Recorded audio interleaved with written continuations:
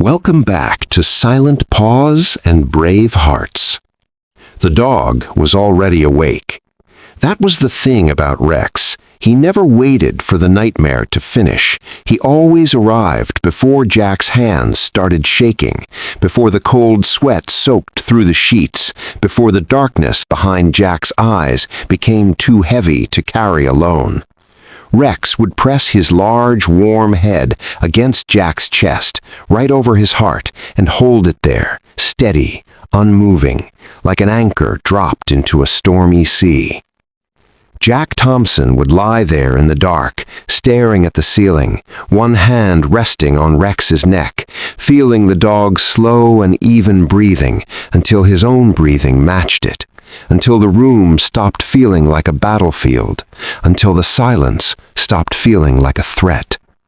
This had been their ritual for 3 years, every single night. Jack was 50 years old. His hair had gone silver at the temples. His hands were scarred and thick from 25 years of service as a Navy SEAL. Hands that had carried weapons, rescued teammates, and navigated some of the most dangerous terrain on Earth. He had survived things that most people would never believe and would never fully understand. He had come home with medals he kept in a drawer he rarely opened, and with wounds that no medal could acknowledge. The war had taken pieces of him, but it was the quiet that had taken the rest. His wife, Emily, had been the kind of woman who could walk into a room and make every hard thing feel smaller. She had a way of laughing that started somewhere deep in her chest and filled every corner of a house. She had loved Jack fiercely and patiently through all the years of deployment, all the long silences, all the nights he came back different than when he left. She had never once asked him to be someone he wasn't. She had only ever asked him to come home. And then she got sick. And then, on a Tuesday morning in October, with the leaves outside their window burning gold and red, Emily Thompson closed her eyes and did not open them again. After that, the house became a place Jack merely existed in. Friends visited less, neighbors stopped calling, the world moved forward the way the world always does, indifferent and steady, while Jack stood perfectly still inside the wreckage of everything he had lost. Except for Rex. Rex had served beside Jack on combat missions in places whose names Jack never spoke aloud anymore. The dog had detected explosives buried beneath desert roads. He had tracked enemy movement through sandstorms so thick a man couldn't see 3 feet ahead. He had once pulled Jack back by the sleeve of his jacket one single step before Jack would have walked into an ambush that would have killed him instantly. Rex had never needed a command to know when danger was close. He simply knew. When Rex retired from service, there was never any question about what would happen next. Jack signed the paperwork the same afternoon. Rex came home with him. That was the only answer there was.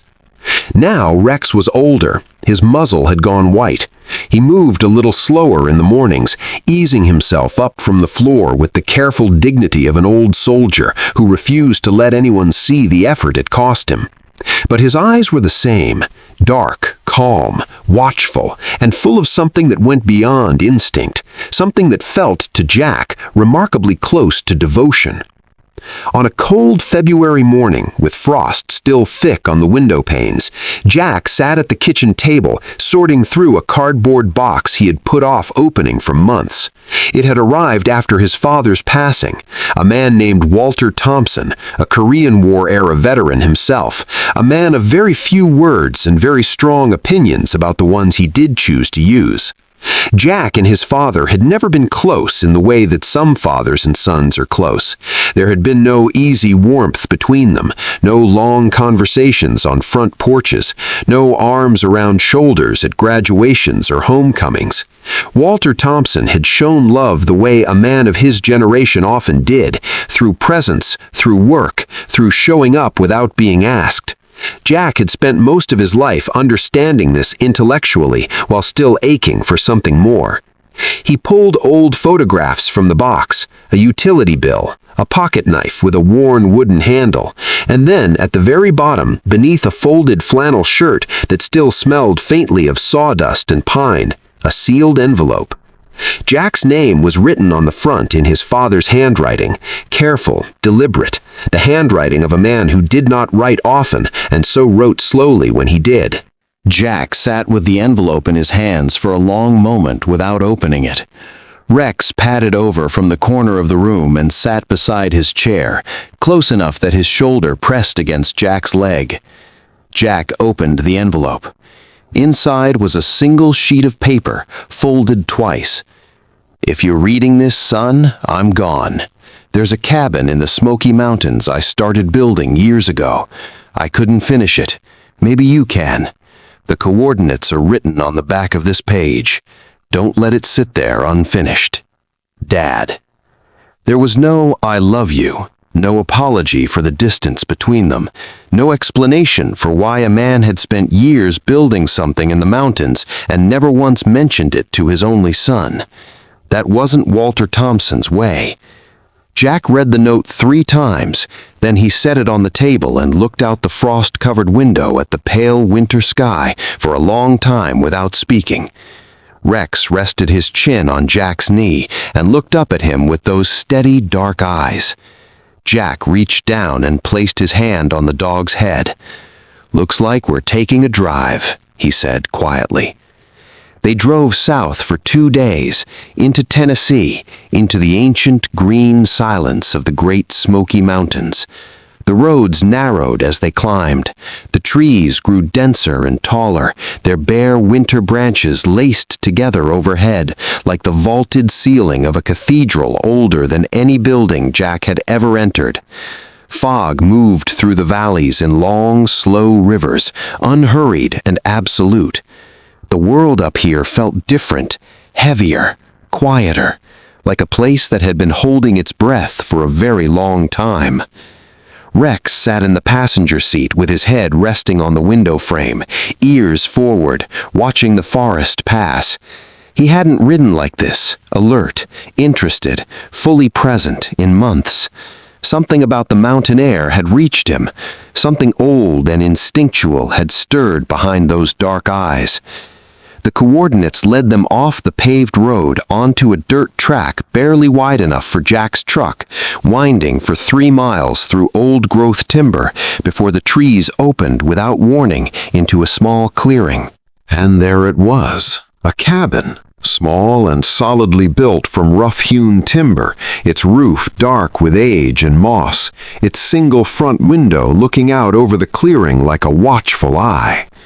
Beside it stood a wooden workshop, its doors weathered to silver gray, and between the 2 structures, connecting them, stood the skeleton of an unfinished corridor.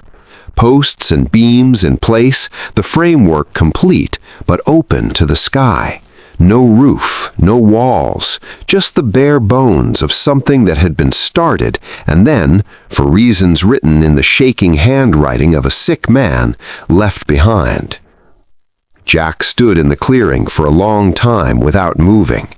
Rex pressed against his leg. The mountain was utterly silent around them.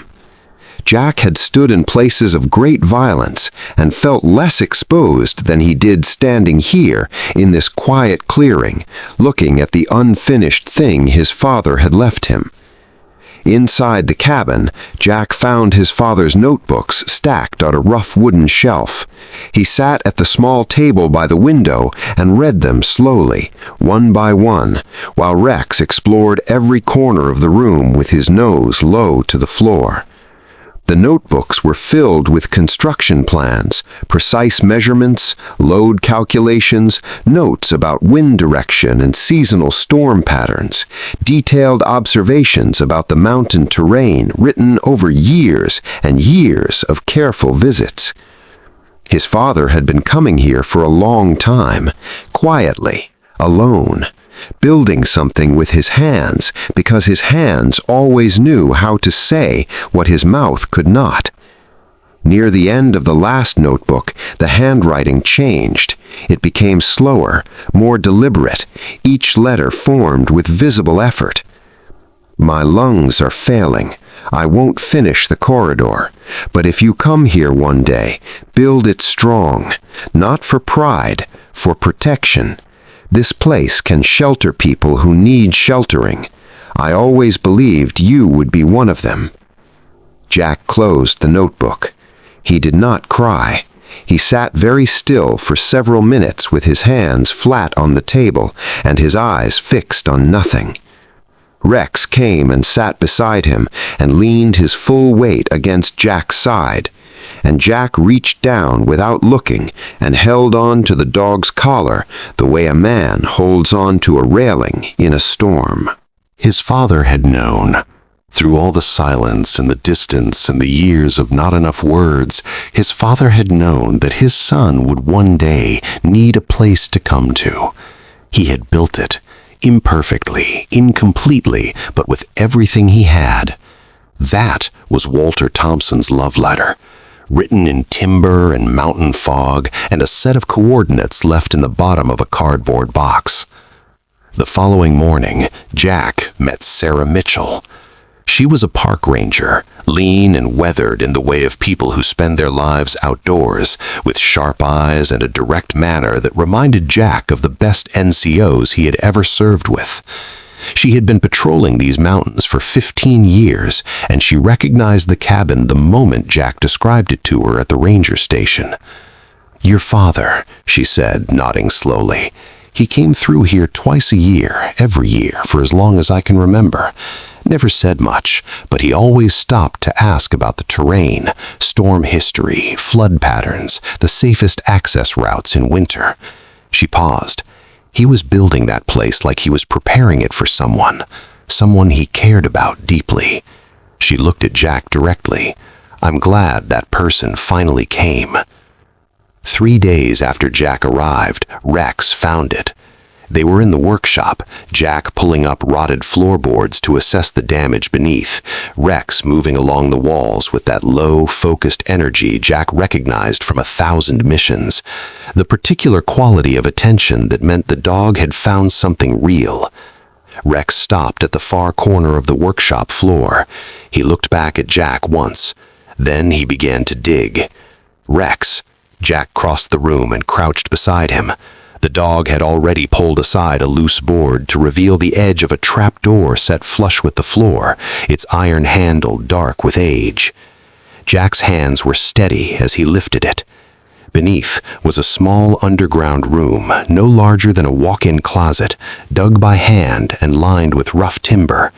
Inside, wrapped carefully in oilcloth and sealed against moisture, were stacks of saved cash, 3 complete toolkits unopened, and a wooden crate packed with journals, older than the notebooks in the cabin, going back decades. Jack sat on the workshop floor with Rex beside him and read until the light through the windows turned gold and then faded to gray. The journals told him everything. His father had begun this project 40 years ago after Jack enlisted. He had driven up here alone on weekends and holidays, working in silence, telling no one. Every entry was spare and factual in the way Walter Thompson did everything. Measurements, materials, weather observations. But scattered through the pages, rare as finding water in a desert, were personal lines that hit Jack like a physical force. Jack called from overseas. He sounded tired. He never complains. He never did, not even as a boy. I worry about what he carries alone. Finished the cabin foundation today. It occurred to me while I was working that I am building this for him. I don't know if he'll ever want it, but I want him to have it. I am proud of my son. I don't know if I've ever told him clearly enough. I will finish this place, and then I will tell him. That's the plan. But the lungs had failed before the plan was completed. Jack sat in the dimming workshop with his father's words in his hands and Rex's head resting on his thigh, and the tears came quietly and without apology, the way mountain rain comes, not violently, but completely. Mark Reynolds arrived on a Thursday. He pulled up in a truck almost identical to Jack's, climbed out without any preamble, looked at the unfinished corridor, and picked up a hammer from the tailgate. "Where do you want me to start?" he said. That was the thing about men who had served together in the places Jack and Mark had served. They didn't need long explanations. They understood what mattered. Mark had tracked Jack down through mutual friends, driven 12 hours without being asked, and shown up the way good men show up, quietly, practically, ready to work. They built the corridor together over the following weeks, through cold mornings and long afternoons, measuring and cutting the beams the way Jack's father had planned them in his careful notebooks. They didn't talk constantly, but the silence between them was the comfortable silence of brothers, full of shared history and mutual respect. There was trouble in those mountains, too. Illegal logging crews had been working the protected forest nearby, and one night Rex woke Jack with a low, urgent sound, not quite a bark, the particular warning he reserved for human threats. Boot prints in the mud, lights moving in the trees, men who had noticed the activity at the cabin and did not want witnesses nearby. Jack's old instincts rose in him like a tide, but he was not at war. He was home. He called Sarah Mitchell, who contacted the authorities, and within 48 hours the logging operation was shut down and 3 men were in custody. Jack stood on the cabin porch that morning watching the ranger vehicles move down the mountain road and felt something he hadn't felt in a long time. He had protected something worth protecting. The last beam went up on a morning in late April. Jack drove the final nail himself, slowly, deliberately, the way his father had taught him to use a hammer when he was 7 years old. Then he stepped back and looked at what they had built. The corridor stood complete between the cabin and the workshop, exactly as Walter Thompson had drawn it in his notebooks 40 years before. Solid timber, storm-braced, roofed against the mountain weather, with 2 small windows on the east side that caught the morning light and threw it in long golden bars across the wooden floor. Jack walked through it slowly. Rex walked beside him, unhurried, his white muzzle turned slightly upward as if reading the air of this new space that smelled of fresh-cut pine and linseed oil, and something older, something that had waited a long time to be completed. At the far end of the corridor, Jack stopped and stood in the light coming through the window. He felt peace, not the peace of victory or exhaustion, the deep, quiet peace of a man who has finally arrived somewhere after a very long journey and recognized it as the place he was always meant to reach. Winter came early to the Smoky Mountains that year. Snow settled on the roof of the corridor and softened the outline of the cabin against the dark tree line. Jack had made a decision in the weeks after the corridor was finished. He was staying. He converted the property into a small wilderness outpost he called Thompson Survival Outpost, a place for veterans who needed the mountains, for lost hikers, for troubled young men and women who needed hard work and open sky, and someone who understood darkness and had come through it. Rex greeted every visitor, slowly, carefully, with the grave dignity of an old soldier who has earned the right to move at his own pace.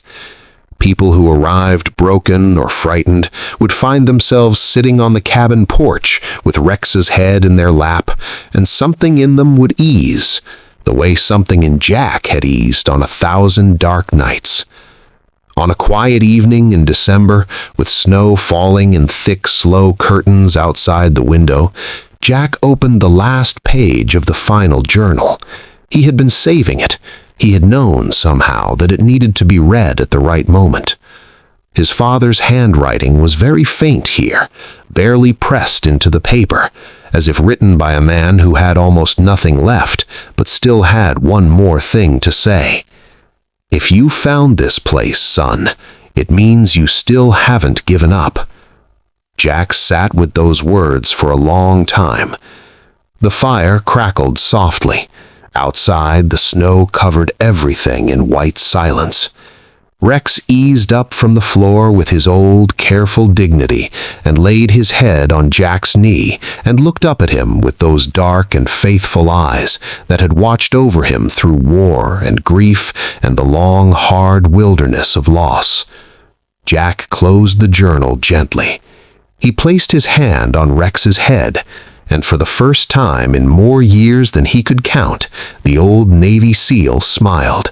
A small, quiet smile, the kind that comes not from happiness exactly, but from something deeper and more lasting. "We're home, partner," he whispered. The snow fell. The fire burned, and in a cabin deep in the Smoky Mountains, built by a father's hands and finished by a son's grief and love, two old warriors, one man and one dog, finally rested. Some men find peace in crowds, some find it in noise and motion and the constant forward rush of the world. But some men, the quiet ones, the ones who have carried the heaviest things, find it only when they stop running. When they follow a set of coordinates into the mountains and stand in front of something unfinished and say, "I will complete this. I will not walk away." The greatest battles are not always the ones fought with weapons. Sometimes the greatest battle is simply choosing to stay, to keep building, to trust that the people who loved you, even the ones who never found the right words, left something behind to guide you home. If this story reached something inside you, if you felt Jack's silence, or Rex's faithfulness, or a father's love written in timber and mountain fog, then you are exactly who this channel was made for. Please subscribe to Silent Paws and Brave Hearts. Hit the notification bell so you never miss a story. And in the comments below, tell us, is there a veteran in your life who reminds you of Jack, or a dog who has loved you through your hardest moments? We read every single comment. Your stories matter here. This is Silent Paws and Brave Hearts, where the brave are remembered and the loyal are never forgotten.